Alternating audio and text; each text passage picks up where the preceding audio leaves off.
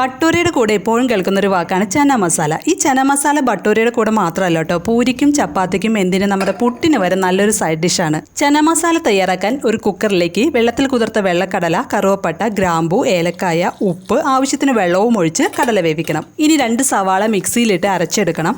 അതിനുശേഷം തക്കാളി, വെളുത്തുള്ളി, പച്ചമുളക്, ഇഞ്ചി ഇതും കൂടി നല്ല ഫൈനായിട്ട് അരച്ചെടുക്കണം. ഇനി ഒരു പാനിലേക്ക് കുറച്ച് ഓയിലും വെളിച്ചെണ്ണ ഉപയോഗിക്കരുത്, നെയ്യ് അല്ലെങ്കിൽ ബട്ടറും ഒഴിച്ച് അതിലേക്ക് നല്ല ജീരകം ചേർത്ത് ജീരകം പൊട്ടിത്തുടങ്ങുമ്പോൾ അജ്വൈൻ അതായത് അയമോദകം, കുറച്ച് കായത്തിന്റെ പൊടി, പിന്നെ അരച്ചു വെച്ച സവാള ഇതെല്ലാം ചേർത്ത് സവാള ഗോൾഡൻ കളർ ആവുന്നവരെ നന്നായി വഴറ്റിയെടുക്കണം.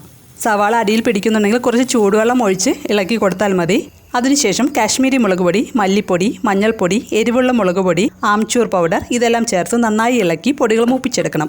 കുറച്ച് ചൂടുവെള്ളം ഒഴിച്ച് പൊടികൾ മൂപ്പിച്ചെടുത്താൽ പൊടികൾ കരിയാതെ ഇരിക്കും. പൊടികൾ ചേർക്കുമ്പോൾ നല്ല ജീരകം വറുത്ത് പൊടിച്ചത് കൂടി ചേർക്കണം. ഞാനിത് ചേർക്കാൻ മറന്നുപോയതുകൊണ്ടാണ് ഇപ്പോൾ ചേർക്കുന്നത്.